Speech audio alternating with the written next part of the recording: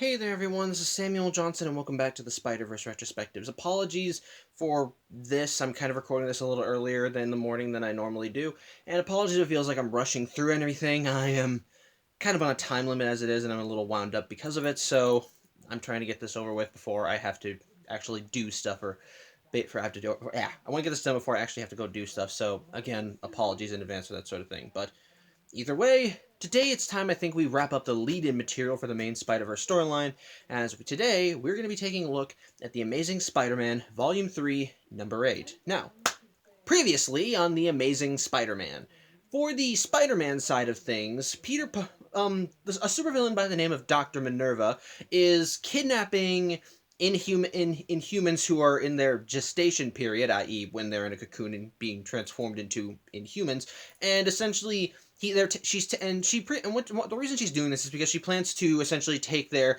malleable genes and graft them onto the Kree to make them essentially super soldiers, so to speak. As such, the story actually focuses on her as she's in the middle of stealing one of these cocoons, and of course, this gets the attention of not only the police but also bloggers, resulting in Spider-Man and Miss Marvel going to try and stop her. However, when they head her off, she soon reveals that she has already done her little experiment and she's actually tested it on herself, and sure enough, to try and showcase the fruits of her labor, she ends up transforming into this giant winged monstrosity with Spidey and Miss Marvel now having to face her head on. In the meantime, on the Spider-Verse side of things,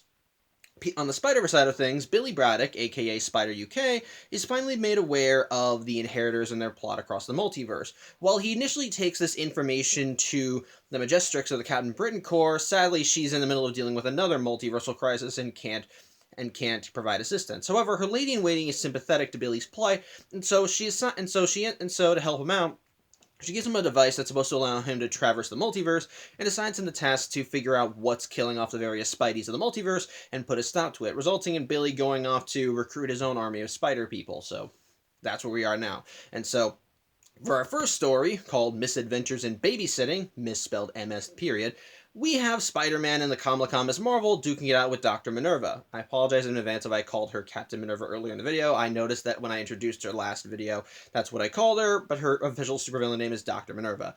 But pretty much, yeah, giant monstrosity. Kind of a new thing for Dr. Minerva. Either way, but pretty much, Spidey, of course, is trying to get right into the groove of it and fight and fend her off, but unfortunately, Kamala's kind of the shock kind of freezes her up, and as such, Spidey does manage to get her out of it by suggesting they do a slingshot maneuver that he and Captain Marvel have done, which does manage to get her back in the stupor of things, but ultimately, that's only step one, and the slingshot maneuver does end up distracting Dr. Minerva enough to throw her aside, but ultimately, Dr. Minerva should not be the main priority. It's getting the cocoon, because if she wants it, well, they can't let her have it, because, well, big monster thing. They can't let her continue, and they can't let her continue kidnapping humans and grafting their genes to create stuff like that. As such, they managed to grab the crate containing the cocoon and get away, with even one of the henchmen thinking to try and create some sort of offense. He wants to try and convert this scanner that they had into a sonic cannon, though even he laments that he didn't know Spider-Man would show up, and he explicitly does not take jobs that involve Spider-Man, for reasons we'll get into later. But either way, yeah, Spidey and Miss Marvel managed to get the crate and get away, but unfortunately, Dr. Minerva is still hot on their tails. As such, Spidey says that he'll provide cover while Miss Marvel takes the crate and gets away, but unfortunately, in order to carry the crate, Miss Marvel has to grow herself big, and sadly, that just makes her a bigger target. As such, Peter once again goes in to try and distract Dr. Minerva, swinging around, distracting her, duking it out, even trying to web her up, though sadly, her offensive abilities, well, they're kind of a match for the good Mr. Parker, and unfortunately, well, he's just getting his ass handed to him as he's even knocked down the street a few blocks and even into a few cars. In the midst of all this, though, as Kamala is still trying to move the Inhuman cocoon, well, not sadly, the cocoon actually begins to hatch, and we soon see the person who's inside it, a baby. Yeah, this is more effed up than it really looks. Regardless, though, Dr. Minerva still wants the baby because it's still an inhuman and it still has malleable genes. Even that's still effed up. Thankfully, Spidey's still able to provide cover as he does tell Miss Marvel to run for it while he to try and distract Dr. Minerva. He throws the cocoon right in her face and well gets cocoon juice in her eyes. However, even as Miss Marvel runs away with the baby in her hands, well, she does end up getting shot by Dr. Minerva's henchman and ends up kind of shrinking back down to her normal size, though thankfully she's still able to protect the baby. However, as Dr. Minerva's henchmen end up zeroing in on Kamala, well, she just says, "Are you guys nuts? I was carrying a baby. What? Carrying a baby? Are you insane? What kind of monsters are you?" To which the henchman who converted their scanner into a sonic cannon says, "You're right. We are monsters." Before he turns the cannon on the other henchman. Yeah, it turns out this guy has his limits. Because he's willing to hench for supervillains, but he draws the line when it comes to kids and babies. He's ready to turn. He turns traitor on Dr. Minerva. And though because he's wearing his henchman outfit, he's unintentionally scaring the baby. So he ends up pulling out his mask and revealing that he's just a normal guy with a beard. However, this kind of becomes important, vital information, as while Spidey is still duking it out with Dr. Minerva, she continues gloating about how she'll take the inhuman genes and graft them onto a race of Kree super soldiers and yada yada yada, until Miss Marvel and the henchmen come up and, they start asking a question, like, all these Kree super soldiers that Dr. Minerva keeps talking about, where are they? Yeah, there's a problem with her little plan, because in order to create a race of Kree super soldiers, you kind of need Kree for that. But she has no Kree. Even her henchmen are local color. They're all humans. So they start asking, where are all the Kree? And Dr. Minerva immediately tries to defend herself, saying, actually, I just hired the local color so I could blend in more and try and fit and try and not attract too much attention. But Spidey and Miss Marvel start putting things together. This is an officially sanctioned mission. This is an officially sanctioned mission. She is doing things that she's not supposed to. As such, when they say this, Dr. Minerva tries to say, no, this is all sanctioned, everything's in order here. And Spidey's like, oh, okay, then you won't mind if I do this. And so he hits a headset in his mask, and calls Avengers Tower, stating that he wants Jarvis to put a message through to Kree space. Hey, are you aware of what Dr. Minerva is doing on Earth? And the instant Dr. Minerva hears this, she freaks out and runs away, claiming that they haven't seen the last of her. So, she's kind of in trouble now. However, as Miss Marvel is marveling over the fact that they just beat her by essentially calling the principal on on the supervillain, well, Spidey hushes Kamala, and once he's sure that Dr. Minerva is far enough away, he says, "Okay, we gotta get this baby let's get this baby back to his parents, and then I gotta stop by Avengers Tower to really send that message." Yep, it was a bluff, but it worked like a charm. So, well, whatever. Bad guy stopped, baby saved, all's well that ends well. So, I also am gonna try and work this in. I'm gonna sidetrack a little because this is actually a part of the story, but I don't really know how to work it into this summary. We also get a little side plot here with Cindy Moon, because like I mentioned back in the last issue, she works for the news station called The Fact Channel. Only in this case, she works for a news reporter as an intern. And she uses her position not only to get information about what's going on in the world, but also to try and orient herself into the world, so to speak. So, while she's looking up apartment numbers, the reporter that she works for calls her in, and this reporter is actually interested in Cindy's dual identity, Silk. Well, more specifically, her costume. Yeah, I haven't really mentioned Cindy's costume as Silk. It's literally just a webbed-on... Like, the first costume she has is literally just a webbed-on suit. Like, she just coats herself in webbing, has a little face mask for her mouth. It's weird, to put it nicely. It's clearly a proto-suit, so to speak.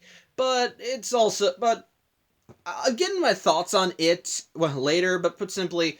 The reporter thinks it looks tacky, like it was literally just webbed on, like she thinks she could do better, so to speak. So she's trying to find a way to work an angle with that. However, they end up getting However, they end up getting a report that a supervillain is robbing a jewelry store, and so then, and so she decides that, and she also gets a report of the Spidey thing, but doesn't want to go deal with that because they got enough stuff with Spider-Man. So she decides to go. So the reporter decides to go to the jewelry store robbery, hoping another superhero will show up. Although when she asks Cindy to come with her, Cindy's already long gone. However, she does take the constructive criticism to heart and decides, fine, you want a new suit? I'll give you a new suit. And so as this supervillain is robbing the jewelry store, Cindy comes in her as Silk and manages to kick his ass, revealing her brand new costume. Which, let's see if I can find it here, because it's... Let me see. I'll give my thoughts on it when I actually can see it. Yeah, this is her new costume, which I'll admit I think looks a little cooler than the whole webbed-on outfit. I like the white and black with the webbing. It still kind of showcases her as a spider-themed superhero while still maintaining the original aesthetic of the original web-up costume. For me, though, what really kills me about the Silk costume for both versions is the mask. I don't know why, but I don't really like the whole neckerchief covering the mouth thing. I kind of prefer it if it's a whole mask, so I find it just a little weird is all. Again, the rest of the costume I think looks fine, but I think what kills the Silk costume for me is the mask. I just prefer if it was a whole mask, if that makes any sense. Again, it's not a big problem with it. It still looks cool regardless. It's just an aesthetic thing that I personally dislike, so take that the way you will. If you like the costume, good on you. The mask is what kills it. But either way, she sells out her costume, and that's the biggest contributing factor that her plot point adds to the story. Either way, though, back with the Miss Marvel Spider-Man stuff, they managed to bring the baby back to the hospital, back to its parents, safe and sound, so all's well that ends well. As such, while Spidey is preparing to go to Avengers Tower, well, he tells Kamala that she needs to go, because, well, he can tell a teenager when he sees one, and she's probably missed a few classes already. However, before Kamala goes, she does ask Spidey if he thinks that she's doing this right. And he says it's fine, and she says he thinks she's doing fine. She says as a superhero or as the whole Inhuman thing, as a teenager. And speaking as one. And I remember one webheaded whippersnapper who was constantly wondering if he was doing everything right. And from his perspective, he thinks they're doing a good job, which I like that. That's nice. A little bit of inspiration for the younger generation. But this does give Miss Kamala some extra boost of confidence before she runs off to go back to her classes. But that slowly brings us back to the matter of the henchman who turned traitor on Dr. Minerva. It turns out that he's someone that Spidey knows. During a Spider-Man miniseries called Amazing Spider-Man Learning to Crawl, well, he was one of the bad guys in that one. His supervillain name was Clash, and basically, he was a child prodigy, a 15-year-old mad scientist, hence why he had his supervillain stuff. And part of the reason why he took the Dr. Minerva job is because he's out of work. While he is trying to turn his life around and actually tries to get a better job, sadly, being a 15-year-old supervillain does not exactly look good on a resume, so he's been having trouble looking for adequate work, so to speak. But Spidey, well, he recognizes that this guy is trying to do good, and he decides that if he wants to actually help him, there's a way that he can give him a chance. As such, Spidey ends up giving him his card, and so sure enough, the final panel of the story is this man named Colt. Excuse me one sec. His name is Cole Clayton. Yeah, it's Cole Clayton coming to Parker Industries and meeting with Peter Parker to get a new job. So it's nice. I like it, and it ends with Peter talking about how having this company gives him great responsibility, and how heroes can come from the most unlikely places. It's sweet. I like it. So there you go. But anyway, that's the Spider-Man storyline. What about the Spider-Verse storyline? Well, this one actually showcases how another Spidey gets pulled into the fray. And before we talk about the story, let's go into the backstory of this specific Spider-Man, or in this case, Spider-Girl. So, this particular Spidey technically actually got her origins from an issue of What If, like a few other Spideys you talked about. Only in this case, this one is a more interesting story. So, odds are if you know who Spider-Man is, you're aware of the storyline called the Clone Saga, but on the off chance you aren't, allow me to explain. At one point during the Amazing Spider-Man days, well, Spidey got cloned, specifically by a supervillain by the name of Dr. Miles Warren, aka the Jackal. He did this because this was shortly after Gwen Stacy's death, and he had a thing for her, and so he wanted to clone her, and he blamed Spider-Man. So he wound up cloning Spider-Man and had Spidey and the clone duke it out. However, because the clone was an exact replica of the web-slinger, he was a good person too, and so when both Spideys realized, hey, why are we fighting? That guy's nuts, they both wound up working together and stopped the Jackal, but unfortunately in the battle, the Spidey clone seemingly died. And so Spidey wound up dropping his body into a furnace. However, during the second Clone Saga, the one that most people know, it was revealed that the clone actually survived, and upon realizing that it was the real clone and that it couldn't just slip back into its life as Peter Parker, it wound up going on the road, taking on a pseudonym by the name, taking on a pseudonym, just calling himself Ben Reilly after his uncle Ben and his Aunt May's maiden name. And so for years he just traveled the country doing his own thing and trying to find his place in the world. However, due to events that had been going on in the Spider-Man book at the time, he wound up coming back to New York, and he and Peter wound up meeting up again. And as a result of this, it wound up leading to essentially this long, overdrawn storyline involving both Peter and Ben trying to figure out who was the real clone and who was the real Peter, and just essentially a clash of identities. Peter trying to come down, from basically a dark place, trying to settle matters with his family as MJ was pregnant at the time, and it was a long, drawn out, it started good, then started kind of devolving into stupidity. It's a very long, but ultimately from the Clone Saga, Ben Reilly did end up taking up the mantle of Spider-Man briefly. Peter did for a short time retire and tried to focus on his family, and things just seemed to go well. However, unfortunately, the Clone Saga ended with the revelation that the whole thing with both Peter and Ben trying to figure out who was the real Peter and who was the clone. Oh, excuse me one second. Sorry about this. But either way, yeah, pretty much, yeah. It's pretty much the story, yeah, the whole thing with both Peters trying to figure out who was the real one and who was the clone, it turns out was a big plot created by Norman Osborn, the Green Goblin, who everyone thought was dead at the time. And as a result, it ended with a final clash involving Spider-Man, Ben, and the Goblin, and by the end, Peter did reclaim his identity as Spider-Man, and it was revealed for certain that Ben Reilly was the clone, as he wound up dying in Peter's arms and turned to dust. So yeah, that's fun. However, in this reality, that final clash went a little differently. While Spidey and the Green Goblin did have a final confrontation, well, in the battle, the Green Goblin was killed, and Spider-Man lost a leg. As a result of this, again, excuse me a sec. Sorry, I have to consistently adjust for lighting. But anyway, as a result of this, Peter was hospitalized, but it was made certain that he could get a prosthetic that could be a suitable replacement for his leg, with Reed Richards planning to design it himself. Essentially, once he got it, he'd be back to crawling walls in no time.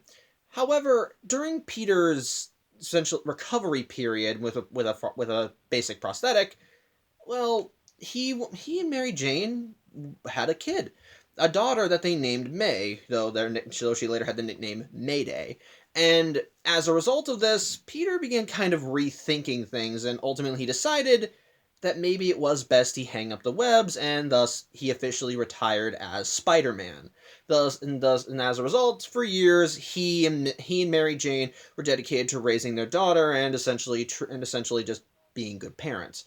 However, gifts like Peter's don't just go away, and so as Mayday grew up, she wound up developing her own spider powers. Not exactly the same as her father, but very similar. Very similar. Same proportionate strength, speed, and agility, being able to cling to walls, so she has to concentrate on that, and a spider sense is a bit more attuned than her father's. Either way, the powers began coming in, and once Peter and Mary Jane realized she had these powers, they decided to finally let her in on the secret and let her know that her dad was Spider-Man.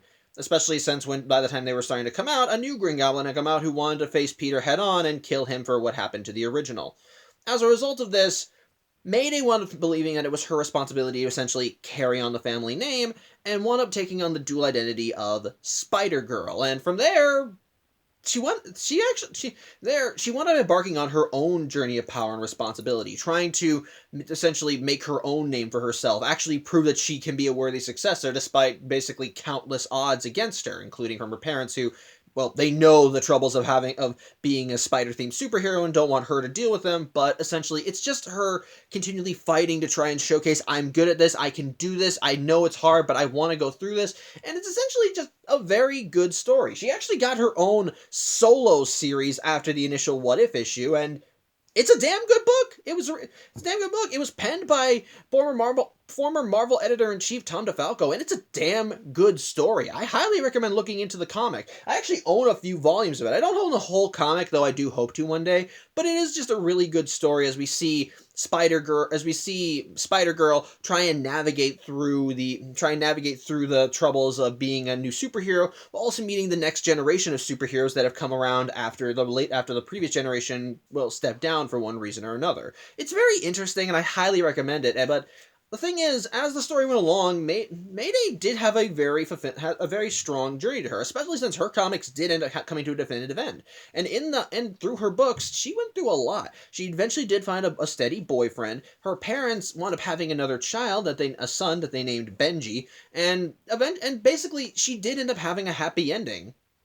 Unfortunately, though, this is Spider-Verse, and sadly, as we have showcased with other Spideys, sometimes happily ever after is not the end. As the second story in this comic, called My Brother's Keeper, opens with Deimos of the Inheritors with his foot on Mayday's neck. And yeah, they're also in the middle of the remains of the Parker household as it's burning down around them. That's fun. Oh, and to add extra insult to injury, Deimos has Mayday's boyfriend in a chokehold, and while he tries fending Deimos off to try and save his girlfriend, well, to Deimos, he's nothing more than a flea and just throws him into a wall. And sadly, because Mayday is a bit indisposed, she can't do anything to help him. Thankfully, though, Peter, despite his leg going on the fritz, because I'm guessing at this point he got a robotic prosthetic, but don't quote me on that, he decides that's his daughter, he needs to go do something, and so he decides to charge at Deimos and knock him aside, just enough for Mayday to get out from under his foot. As such, he talks about how, I don't know why you're here, but I'm not gonna. If you think I'm just gonna sit by and let you kill my daughter, you have another thing coming. To which Deimos responds with, "Oh no, I'm not just here for her. I'm here for all spider totems, which includes her, you, and that baby you have over there." Yeah, that's not a nice thing. However, but Deimos also points out that he far surpasses Peter Mayday in terms of power, but he can tell Peter knows that, and when Deimos are confronting each other, Peter ends up looking back to Mary Jane and tells her that he loves her, he loved her for as long as he can remember, and he will always love her. And yeah, it's clear that he doesn't expect to come out of this fight alive. As such, as Mayday manages to get her footing, Mary Jane comes up to her and hands her younger brother and tells her, "He's your responsibility now. Take care of him and get out of here." And while Mayday is trying to say, "No, come with me," Mayday is wondering why Mary Jane's not coming with her. Well, she does manage to put together, her husband's in danger, and no matter what's going on, she's not going to leave his side. So, as such, realizing that she does need to get Benji out of there, unless Deimos try and kill him too, Mayday takes her brother and gets out of the house. Unfortunately, though, as she steps out, the last thing she hears is her mother's scream. And yeah, she's getting increasingly worried and doesn't know what to do.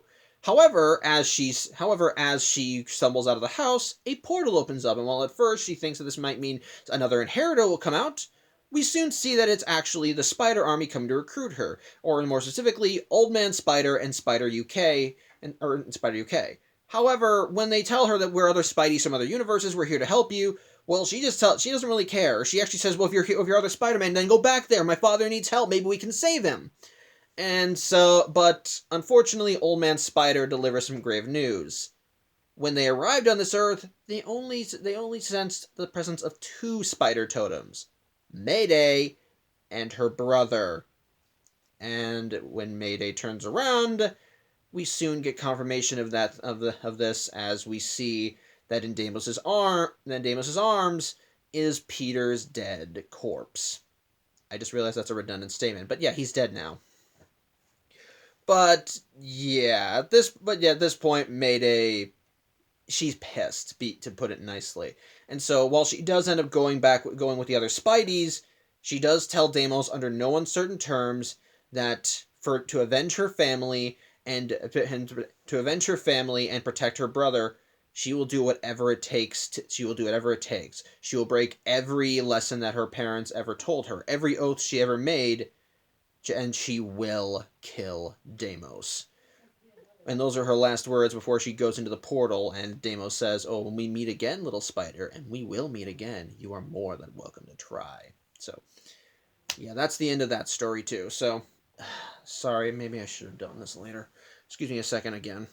Sorry, trying to find the proper lighting, and I shouldn't have done this now. But, yeah, let me talk about my thoughts on both stories. In terms of misadventures in babysitting, and basically the whole Spider-Man Miss Marvel team-up as a whole, I think it's a fun story. It's nothing really too big or grand, and it doesn't really feed into the big grand arc that the Spider-Verse storyline is trying to build up, but I do think it is a legitimately good story. It's just a nice little fun superhero team up. Having Spider-Man and the new Miss Marvel coming together to fight this common supervillain, and it's nice. It's really cool, and it does lead to some cool character moments between Peter and Kamala Khan, especially since this is still Kamala when she's early enough in her career. So she's fangirling hard when she realizes that she's meeting Spider-Man. Okay, hold on. That's better. Anyway, yeah, like I said, this is still Kamala Khan when she's early in her career, so she's like fangirling hard when she realizes that she's teaming up with the OG Spider-Man. And so it's just kind of fun seeing her reacting to Spider-Man's antics the way any other fan would react, especially knowing that she's fighting alongside him. But likewise, though, it is cool to see Spidey essentially giving her a few pointers, as while she wants to try and fit into the whole superhero mold, it's clear she's still on a learning curve. And so while she's ready to try and take the fight to the supervillain and even make a few one-liners, Peter tells her, no, we gotta prioritize the cocoon. She wants that. There's a person probably inside it. We can't let her get it. But at the same time, it is still pretty cool seeing them essentially coordinate with each other, with Peter providing covering fire while Kamala has to get the cocoon containing the Inhuman baby and get the hell out of there as quickly as possible. Which is really nice to see, especially in regards to seeing Kamala actually operate as a hero. And I do kind of like that that in the end she's able to help put together that Dr. Minerva's whole mission with grafting in human DNA onto Kree's to make an army of Kree super soldiers. Yeah, it's a little under the radar even for the Kree. So yeah, so I do kind of like that she's able to use that knowledge and come in handy. On top of that, the action is honestly really cool as we see both Spidey and Miss Marvel duking it out with Dr. Minerva in her monster form. That's actually really cool. I like how they're able to work it out together. It does have some really cool creativity on both sides as they try to work around it. And how they take down Dr. Minerva, it's a lot of fun. It's really cool.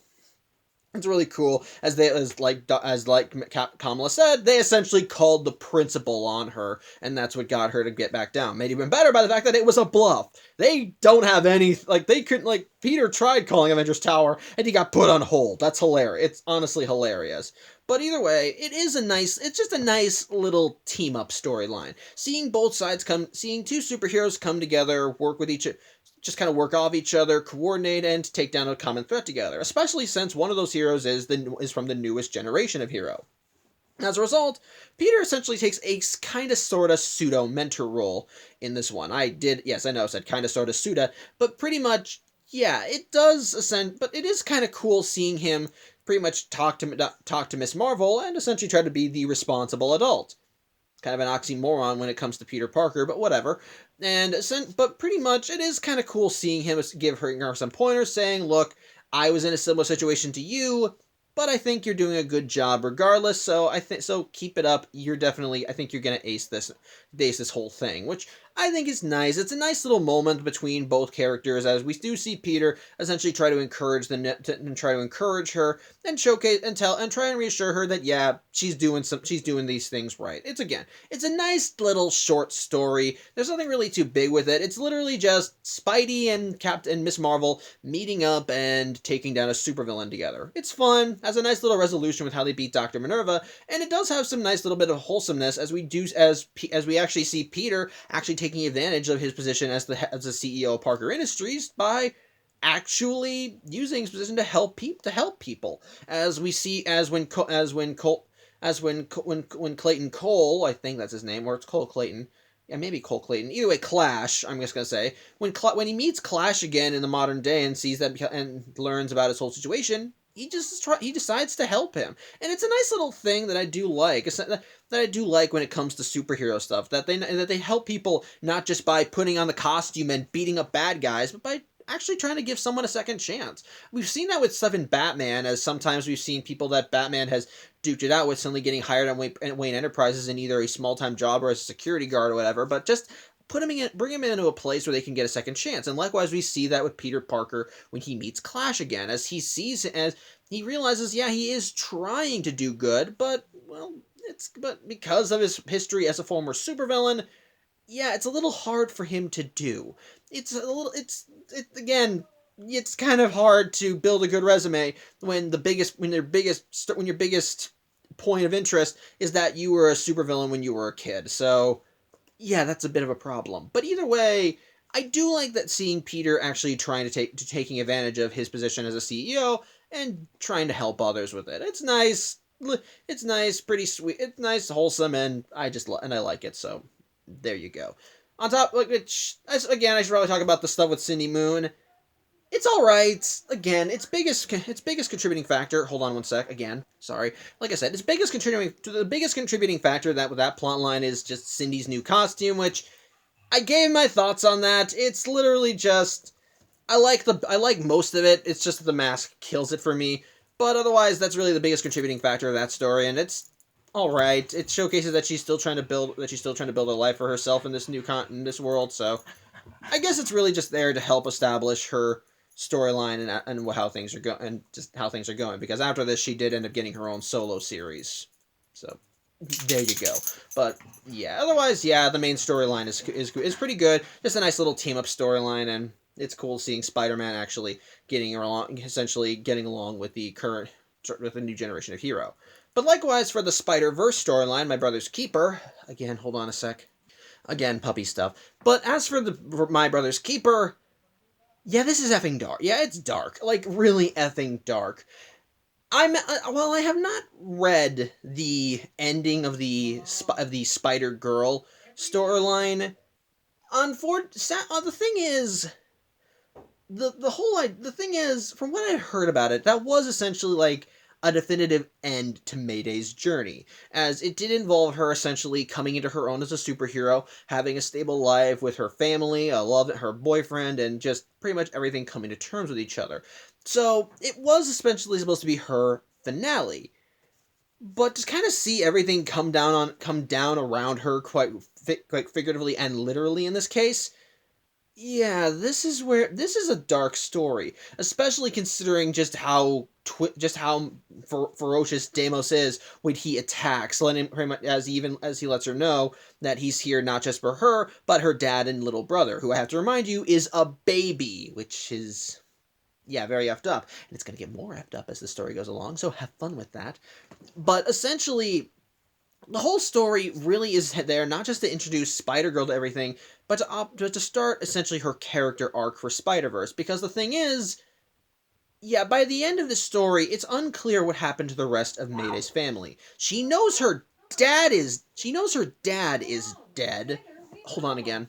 Yeah, I should not have recorded this early, but hey, we've done most of it, so let's finish it. But anyway, like I said, the biggest thing with this story is not just to showcase Mayday being recruited into the Spider Army and taking part in the storyline, but it also becomes one of her more defining character traits, or her character arc throughout Spider-Verse. Because, like I said, she saw that her dad is dead. And the last thing she saw of her mother was that she went charging in after him. And, well, the last thing she heard from her was her scream. On top of that, with her boyfriend being chucked into a wall, and I want to make something clear, her boyfriend is not a superhero. He's a normal guy. Like, it's clear that, like, it becomes unclear to her what the fate of her family is. So for all intents and purposes, Mayday feels completely alone here. The only family that she has left is her kid brother. A brother who because he's technically a spider totem as well, also makes him a target of the inheritors too.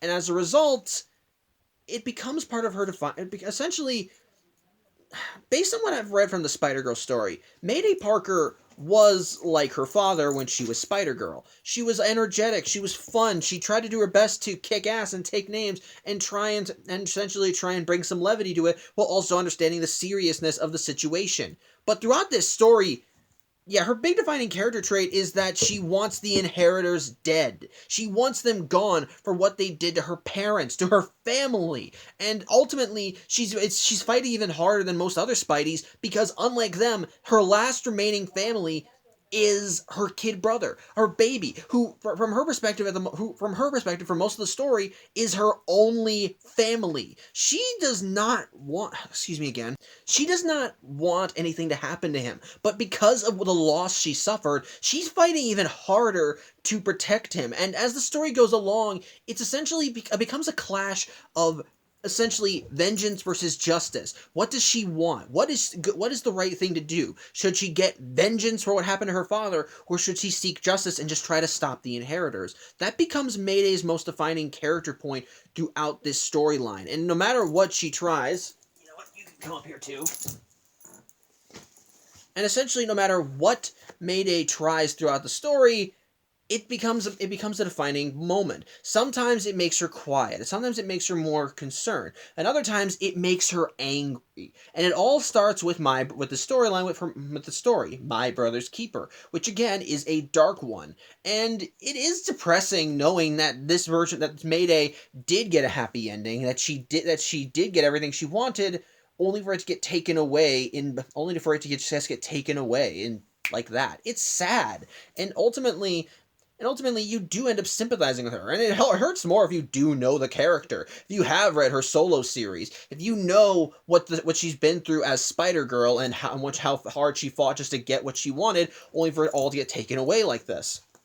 It's ultimately one of the more tragic aspects of the Spider-Verse storyline, and by the end, it becomes, like I said, it's a defining moment for her character, and ultimately becomes a defining moment for Spider-Verse as a whole. So, again, well, technically it is good. It is a pretty dark and depressing story, and does kind of lay down the groundwork for what's to come later. Sorry, this is where all the dogs want to hang out. And as a result, it does lead to, admittedly, it is a starting point for the storyline, but it is still depressing to see it come to fruition, especially if you do know the character like this, as throughout the story, she's not happy, fun-loving Mayday Parker. She is very serious-minded and is very dead set on seeing the inheritors stopped. So, again, not a bad story, but definitely a dark one, and a very depressing introduction to another Spidey for the event. So, there you go. So, yeah, overall, though, the issue is fun. The issue is good. Again, the Miss Marvel team-up story, I think, is pretty good. A nice little team-up story between Spidey and Miss Marvel, and with him kind of offering some little bit of pseudo-advice for the next generation. While the Spider-Verse tie-in, My Brother's Keeper, is dark, depressing, and while technically good, also is laden with tragedy, and ultimately becomes the defining character arc for Mayday Parker throughout the story. So there you go. So, but yeah, that is about it. I apologize for the consecutive pauses and stops and interruptions I've done. Like I said, I should have recorded this later, but I wanted to get it over with. So sorry for all that. I hope you enjoyed the video regardless. But yeah, this is also, like I said, this is the last of the lead-in material. We have looked at all the things leading into Spider-Verse, sort of, but now I think it's time that we get to Spider-Verse proper. So next time we meet, it's time we actually do start looking at the main storyline for this, as we finally see the Amazing Spider-Man get pulled into the fray, and how he fits into the whole puzzle. So until then, I hope you have a good day. Again, apologies for the technical difficulties. I really should have recorded this later. I hope everything goes well. I'm Samuel Johnson, and I'll see you on Saturday as we finally start looking at the Spider-Verse storyline proper. So, like I said, I hope you have a good day, and take care.